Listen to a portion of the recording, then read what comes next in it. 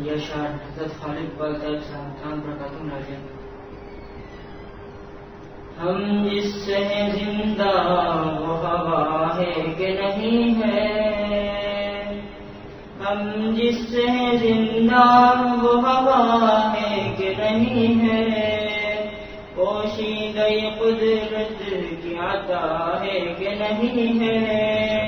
ہم جس سے زندہ وہ ہوا ہے کہ نہیں ہے، پوشیدہ قدرت کی عطا ہے کہ نہیں ہے.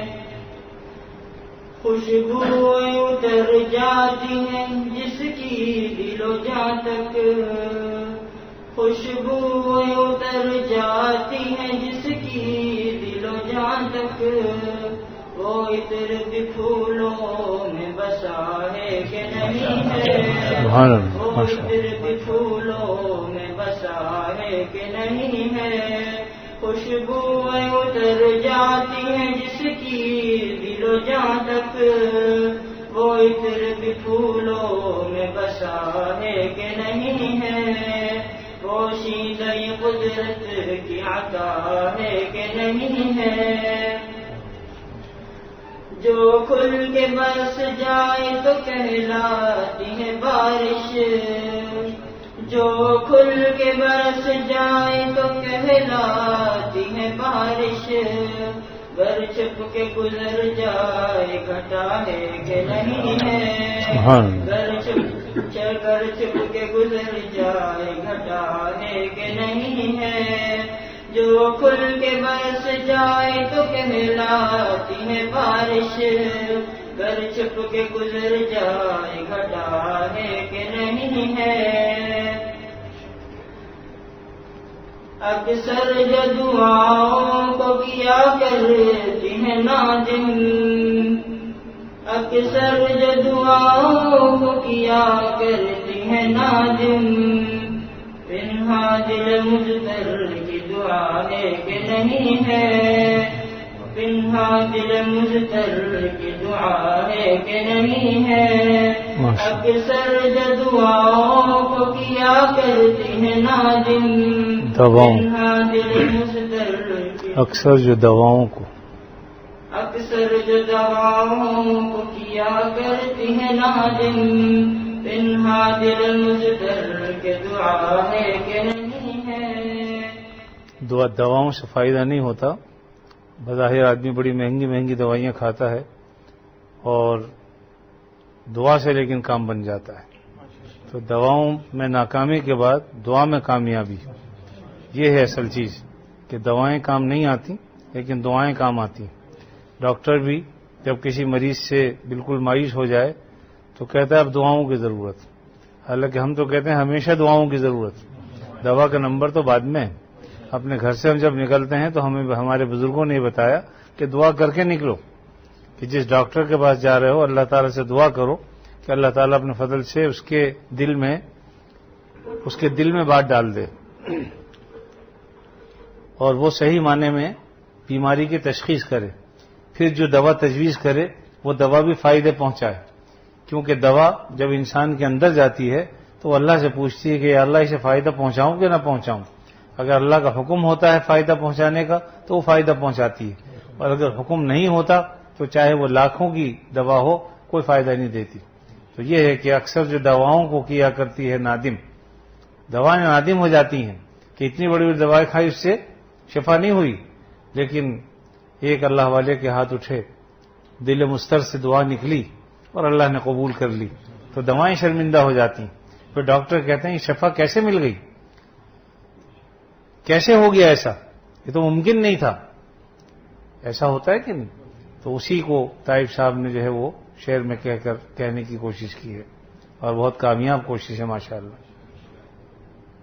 اکثر جو کیا کرتی ہیں دواؤں کو نادم، پنہا دل مجتر کی دعا ہے کہ نہیں ہے. عورت کو جو پردے پہ کیا کرتی ہے مجبور، عورت کو جو پردے پہ کیا کرتی ہے مجبور، پوشیدہ وہ آنکھوں میں حیا ہے کہ نہیں ہے. ماشاءاللہ. پوشیدہ آنکھوں میں حیا ہے کہ نہیں ہے، عورت کو جو پردے پہ کیا کرتی ہے مجبور، پوشیدہ آنکھوں میں حیا ہے کہ نہیں ہے.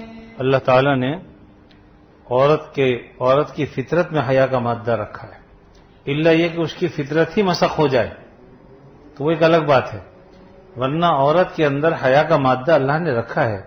آپ دیکھتے ہیں کیسی عورت ہو، جب مرد آتے ہیں تو کوشش کرتی ہے اپنے آپ کو چھپانے کی.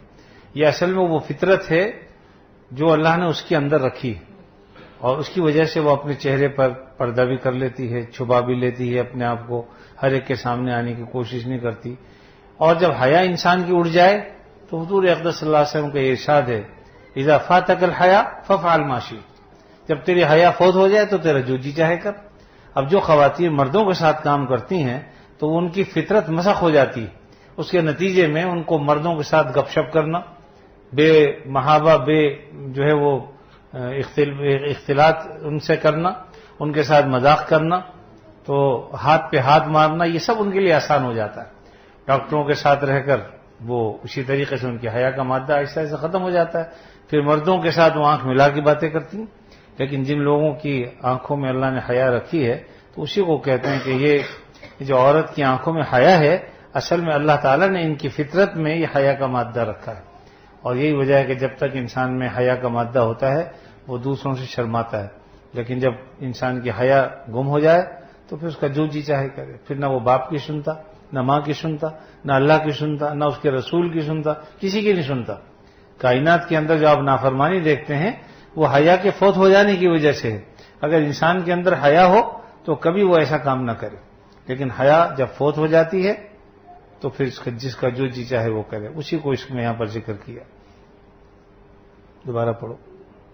عورت کو جو پردے پہ کیا کرتی ہے مجبور، عورت کو جو پردے پہ کیا کرتی ہے مجبور، پوشیدہ آنکھوں میں حیا ہے کہ نہیں ہے، پوشیدہ آنکھوں میں حیا ہے کہ نہیں ہے. پانی سے ہواؤں سے بنا کر دی ہے بجلی، پانی سے ہواؤں سے بنا کر دی ہے بجلی، بجلی بھی وہ پابند قبا ہے کہ نہیں ہے، بجلی بھی وہ پابند قبا ہے کہ نہیں ہے. پانی سے ہواؤں سے بنا کر دی ہے بجلی، بجلی بھی وہ پابند قبا ہے کہ نہیں ہے.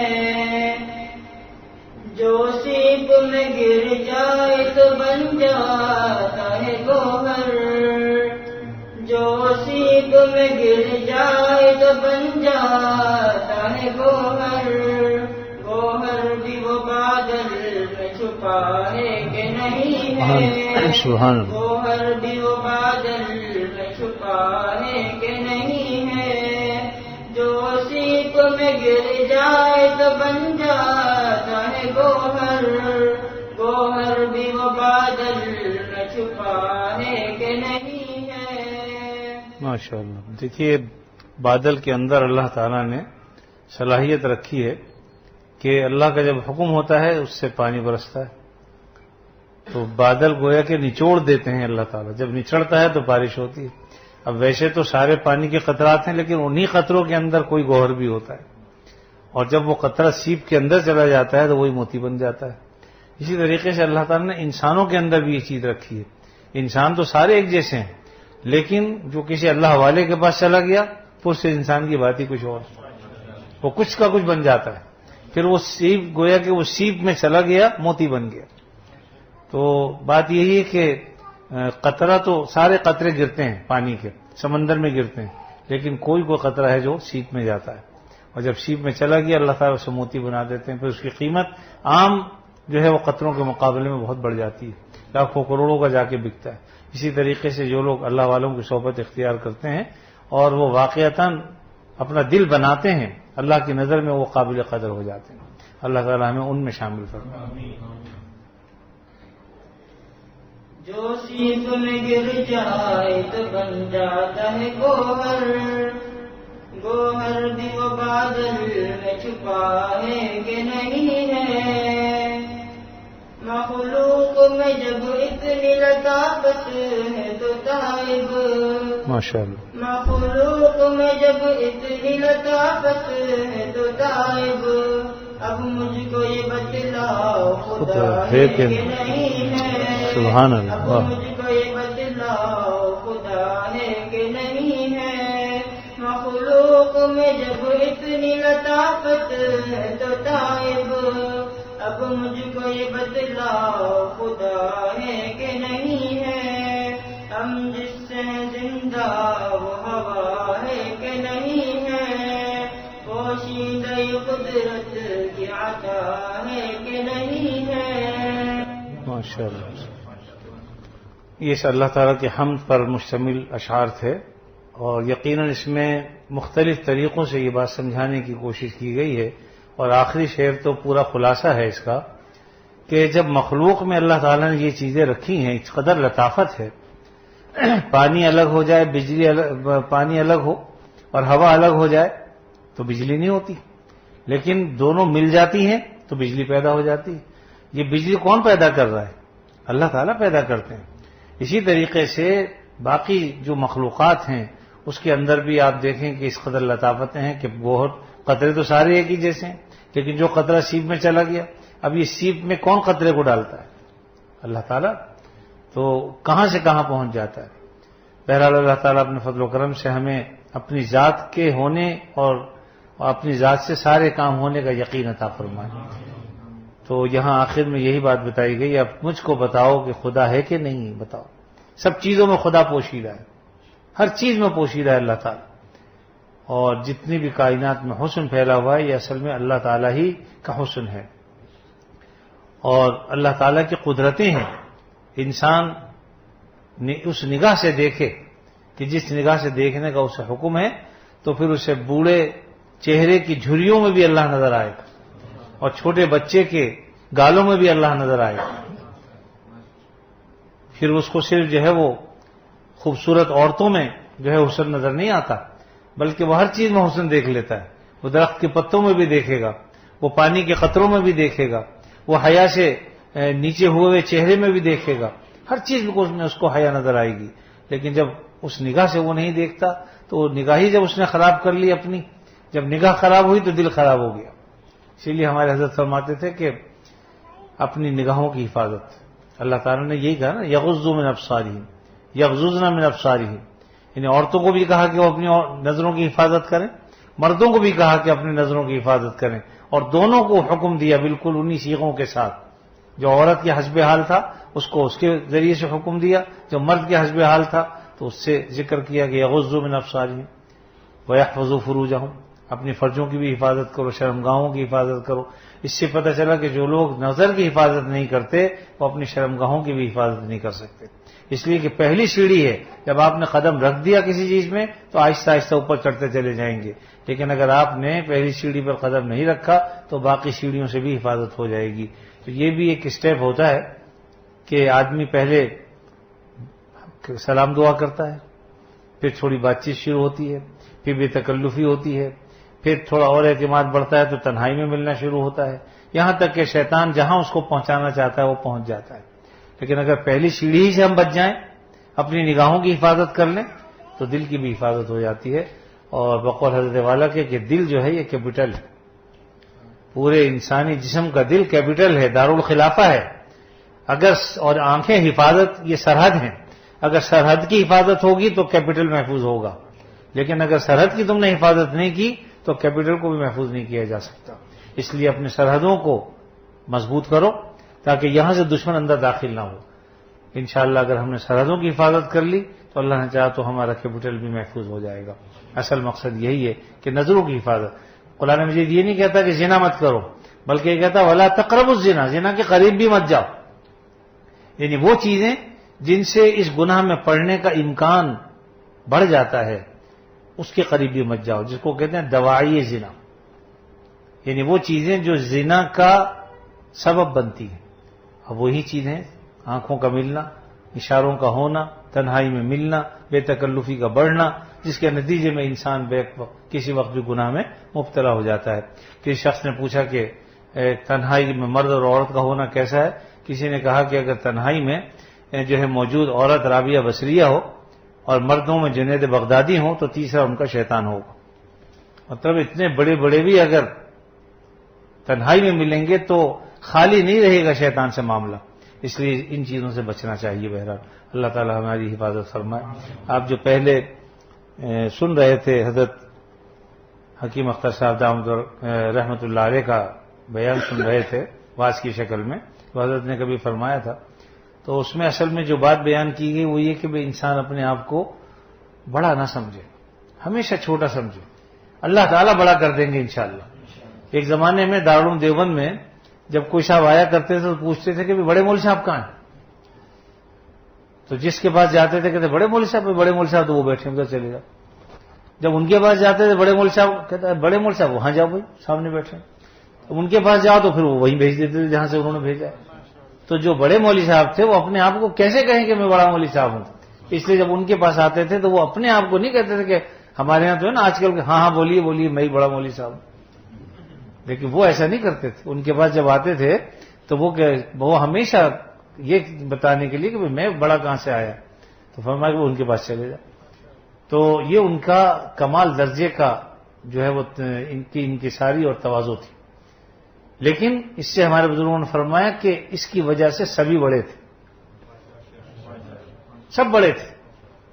میرے پاس آئے تو میں نے ان کو پاس بھیج دیا، وہ بڑے ہو گئے، انہوں نے ان کے پاس بھیج دیا، وہ بڑے ہو گئے، سب بڑے تھے۔ آج جب میں یہ کہتا ہوں کہ میں بڑا ہوں، اس کا مطلب باقی سب چھوٹے۔ یہ نحوست ہے اس کی کہ آدمی اپنے آپ کو بڑا سمجھے۔ تو دارالعلوم دیوبند میں ایک موقع، ایک زمانہ ایسا تھا کہ اس کا یعنی ہم نے اپنے بزرگوں سے سنا کہ اگر کوئی چوکیدار بھی ہوتا تھا تو وقت کا ولی اللہ تھا، وہ اس درجے کے لوگ تھے ماشاءاللہ۔ اور اسی طریقے سے بڑائی کے اوپر انہوں نے جو بات سنائی، ایک صاحب نے کسی بزرگ سے پوچھا کہ بتائیے کتا بہتر ہے کہ آپ بہتر ہیں، دونوں میں سے بہتر کون ہے؟ تو انہوں نے جو جواب دیا وہ قابل غور ہے۔ انہوں نے بڑی اچھی بات انہوں نے کہا کہ اگر میری مغفرت ہو گئی تو میں ہی بہتر، اور اگر میری مغفرت نہ ہوتی کتا مجھ سے بہتر۔ اصل مدار تو یہ ہے آخرت کی کامیابی، ہم دنیا کی کامیابی کو کامیابی نہ سمجھیں۔ آج ہمارے ذہن کے اندر یہ ہے کہ اگر میرے پاس بینک بیلنس ہے، میرے پاس کار کوٹھی ہے، میرے پاس بنگلہ ہے، میرے پاس حشم و قدم ہے، تو میں اپنے آپ کو سمجھتا ہوں کامیاب ترین انسان۔ لیکن اللہ کی نظر میں کامیاب وہ ہے جو اللہ کے ہاں کامیاب ہو۔ اولئک هم المفلحون، جن کو کہا گیا اصل میں وہ کامیاب لوگ ہیں۔ اور خدا نہ کرے مال دولت سے نفی نہیں کی شریعت میں، اگر جائز طریقے سے انسان حاصل کرتا ہے اور تقوی اور طہارت کے ساتھ رہتا ہے تو یقیناً اس میں بھی کوئی برائی نہیں۔ لیکن بہرحال اس میں آدمی کو تھوڑا سا علم آ جائے تو تکبر میں مبتلا نہ ہو، یوں نہ سمجھے کہ ہم چمن دیگرے نیس۔ ہمارے ایک بزرگ فرمایا کرتے تھے اصل میں جو یہ کہتا ہے نا ہم چمن دیگرے نیس، فارسی کا جملہ ہے جس کا مطلب ہوتا ہے کہ مجھ جیسا دوسرا کوئی نہیں۔ فرمایا کہ جو آدمی یہ دعویٰ کرتا ہے تو اصل میں وہ یہ کہنا چاہ رہا ہے کہ ہم چمن ڈنگرے نیس، کہ مجھ جیسے بڑا کوئی ڈنگر نہیں ہے۔ ڈنگر جانور کو کہتے ہیں، ڈھور ڈنگر پنجابی زبان کے اندر لفظ ہے۔ تو جو یہ کہتا ہے کہ مجھ جیسا دوسرا کوئی نہیں، تو اصل میں وہ یہ کہہ رہا ہے کہ ہم چمن ڈنگرے نیس، مجھ سے بڑا کوئی جانور نہیں۔ تو اپنے آپ کو بڑا مت بناؤ، بڑا تو اللہ بنائیں گے، ہم تو اپنے آپ کو کمتر ہی سمجھتے رہیں اور دوسرے کو اپنے سے بہتر سمجھیں۔ اگر یہ سمجھیں گے تو پھر تو انشاءاللہ راہ سلوک طے ہو جائے گا۔ لیکن اگر ہم اپنے آپ کو بڑا سمجھتے رہے، دوسرے کو حقیر سمجھتے رہے، تو راہ سلوک کا قدم طے ہونا تو دوسری بات ہے، وہ اس کی الف بے سے بھی واقف نہیں، راہ طریقت کی الف بے سے بھی واقف نہیں ہے، جو اپنے آپ کو بڑا سمجھے اور دوسروں کو حقیر سمجھے۔ اس میں معاملہ تو وہی ہے کہ آدمی اپنے آپ کو حقیر سمجھتا رہے، اور جو ایسا سمجھتا ہے اللہ اس کو بڑا کر دیتے، اللہ تعالیٰ اس کو بڑا کر دیتے۔ تو اس لیے بہرحال تکبر سے بچنا چاہیے، اور جس کو اللہ نے جس کے لیے بڑائی رکھی ہے اس کو آدمی بڑا سمجھے، اور جس کو جس درجے میں رکھا ہے اس کو اس درجے میں رکھنا چاہیے۔ شریعت میں ایسا نہیں ہے کہ گھڑے گھوڑوں سب کو ایک لاٹھی سے ہانکا ہے، ایسا نہیں، بلکہ شریعت کے اندر یہ ہے کہ ہر آدمی کو ان کے منصب کے مطابق تم سب جو ہے مجلس ہے تو اس میں بھی جگہ دو۔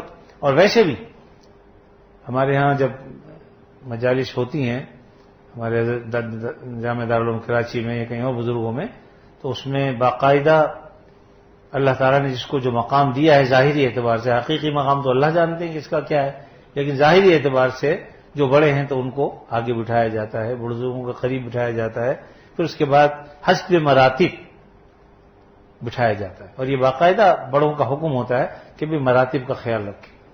اور کسی نے کہا کہ حسب مراتب نہ کنی زندگی، اگر تو نے مراتب کا خیال نہ کیا تو پھر تو زندیق ہے، اس لیے مراتب کا بھی خیال رکھنا چاہیے۔ لیکن کسی کے لیے یہ زیب نہیں ہے دیتا کہ آدمی خود کو بڑا سمجھے، دوسرا اس کو بڑا سمجھ کے قریب کرے تو الگ بات ہے، لیکن خود آدمی سمجھے کہ میں بڑا ہوں لہذا میرا حق ہے ذات میں اسٹیج پہ بیٹھوں جا کے، یہ صحیح نہیں۔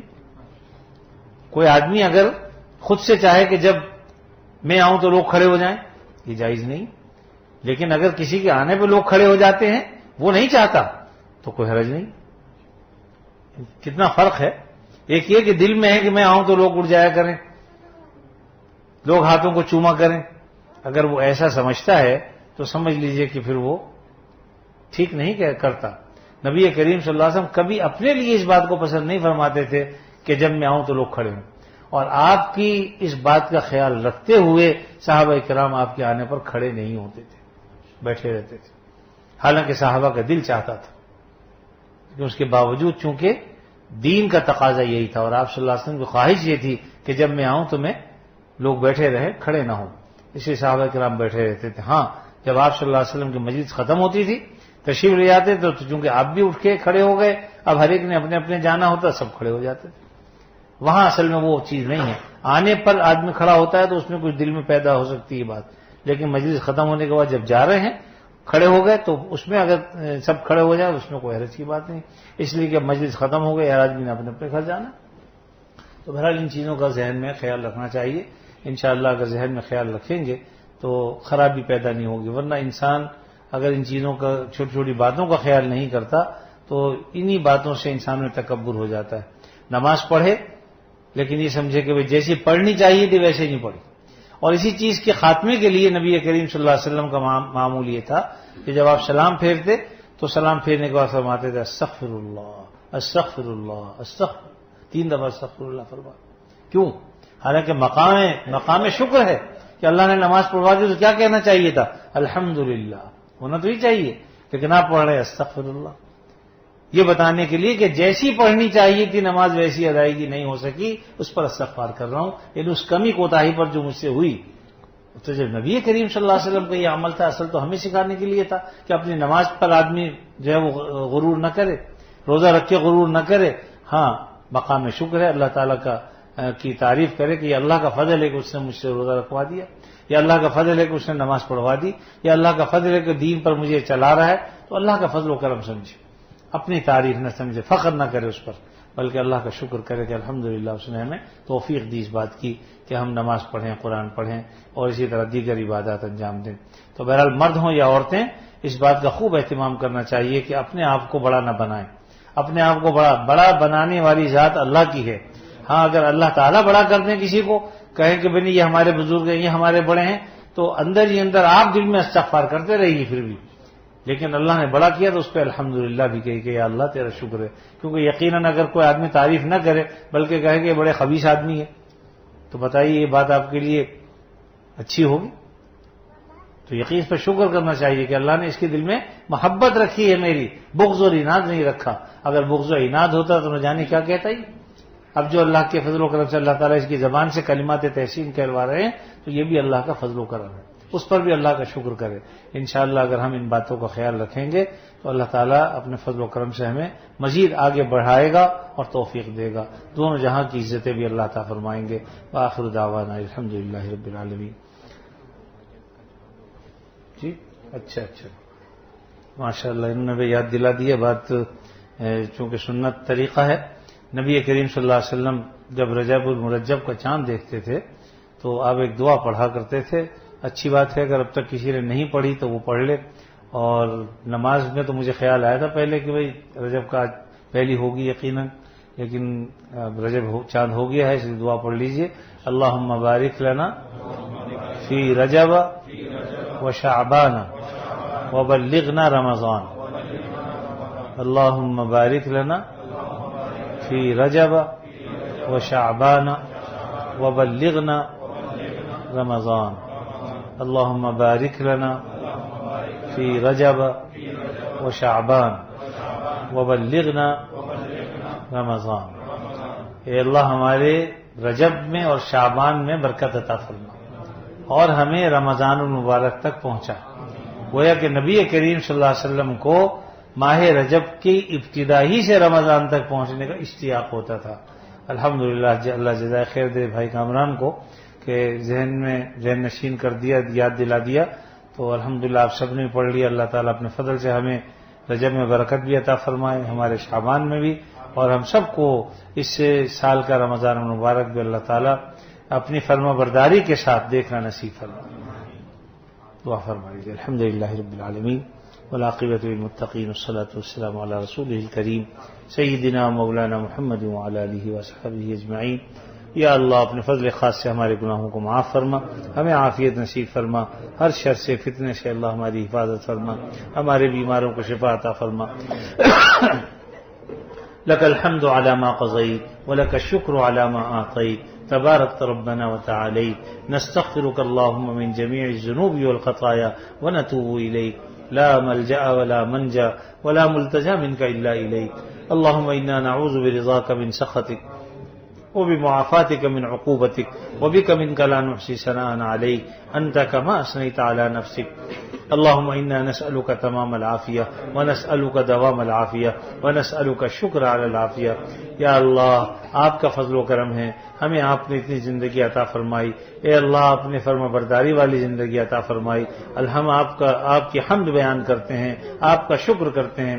اے اللہ ہمیں جو بھی ہماری زندگی کے اوقات باقی ہیں، ماہ و سال باقی ہیں، آپ کے علم میں ہیں. اے اللہ مرتے دم تک ہمیں اپنی بندگی کی توفیق عطا فرما، اپنی فرما برداری کی توفیق عطا فرما، اپنے حبیب صلی اللہ علیہ وسلم کی محبت نصیب فرما، آپ کے طریقوں کو اختیار کرنے کی توفیق عطا فرما. ہمارے جتنے بھائی یہاں پر آئے ہوئے ہیں، مائیں بہنیں بیٹیاں آئی ہوئی ہیں، یا اللہ سب کو دین متین پر چلنے والا بنا. اے اللہ سب کو دین پر چلنے کی توفیق عطا فرما. اے اللہ موجودہ زمانہ بڑے فتنوں کا زمانہ ہے. اے اللہ دین اور اہل دین کے لوگ دشمن ہیں اور ان کے خلاف گفتگو کرتے ہیں. تو اپنے فضل و کرم سے اے اللہ ان سب کو بھی ہدایت عطا فرما، دین پر چلنے کی توفیق عطا فرما. یا اللہ دین پر چلنے کی توفیق عطا فرما. ہمارے مسلمان بھائی اللہ غفلت کی زندگی گزار رہے ہیں، اپنے فضل و کرم سے اس غفلت سے انہیں بیدار فرما دے. اے اللہ دنیا کی رنگ رلیوں میں اور دنیا کی لشپش میں اللہ گم ہو چکے ہیں. اے اللہ ہم سب کو اس سے نجات عطا فرما کر فکر آخرت نصیب فرما، اپنی محبت عطا فرما، اپنا نام لینے کی توفیق عطا فرما. یا اللہ اپنا نام لینے کی توفیق عطا فرما، اپنے نام کی عظمت ہمیں عطا فرما، اپنے نام کی محبت ہمیں عطا فرما. الہ العالمین آنے والوں کو محروم نہ فرما. یا اللہ ہم میں سے کسی کو محروم نہ فرما. اے اللہ ہم میں سے کسی کو کسی کا محتاج نہ بنا، کسی کے آگے ذلیل نہ فرما، کسی کے آگے رسوا نہ فرما. یا اللہ ہمیں جب تک زندگی آپ عطا فرمائیں فرما برداری والی زندگی ہو. اے اللہ آپ کے حکموں کی تعمیل ہمارا فریضہ ہو اور ہم آپ کے حکموں کے مطابق زندگی گزارنے کی کوشش کریں. اے اللہ اپنے فضل و کرم سے ہم سب کو صراط مستقیم پر چلائیے. اللہم اہدنا الصراط المستقیم، اللہم اہدنا الصراط المستقیم، اللہم اہدنا الصراط المستقیم، صراط الذین انعمت علیہم غیر المغضوب علیہم ولا الضالین. یا اللہ اپنے فضل خاص سے ہر تمام کاموں کے انجام اب بہتر فرما دیجیے. اللہم احسن عاقبتنا فی الامور کلھا واجرنا من خزی الدنیا وعذاب الآخرہ، واجرنا من خزی الدنیا وعذاب الآخرہ. ہماری مائیں بہنیں بیٹیاں جو آئی ہوئی ہیں ان کے لیے بھی دعا فرمائیے. اللہ تعالیٰ ہر قسم کے بیماریوں سے انہیں بھی نجات عطا فرمائے. ظاہری اور باطنی جو بھی بیماریاں ہیں اللہ تعالیٰ دور فرما کر انہیں بھی اور ہم سب کو بھی شفاء کامل عاجل عطا فرما دے. یا اللہ اپنے فضل و کرم سے اپنی محبت عطا فرما. کسی سے محبت ہو تو تیرے لیے ہو، دشمنی اور عداوت ہو تو تیری وجہ سے ہو. خواہشات نفسانی سے اللہ ہماری حفاظت فرما. اور ہمیں طائف صاحب کے اس شعر کے مصداق بنا دیجئے کہ چند دن رک جائیے، گانے بجانے سے یہاں شوق سے جنت میں پھر گاتے بجاتے جائیے. یا اللہ اپنے فضل و کرم سے ہمیں اس کا مصداق بنا دے. اصل میں اس کو اگر آپ تفصیل سے سمجھ لیں تو یہ ہے کہ چند دن رک جائیے، گانا بجانے سے مراد لے لیں منکرات، جو بھی منکر ہیں، جو بھی گناہ کے کام ہیں، ان سے آپ یہاں پر رک جائیے، اور جب انشاءاللہ جنت میں، جب آخرت میں پہنچیں گے تو پھر اللہ کا حکم ہوگا کہ اب شوق سے گاتے بجاتے جنت میں جائیں۔ اے اللہ اپنے فضل و کرم سے ہمیں گناہوں سے بچنے کی بھی توفیق عطا فرما اور اعمال صالحہ کی توفیق عطا فرما۔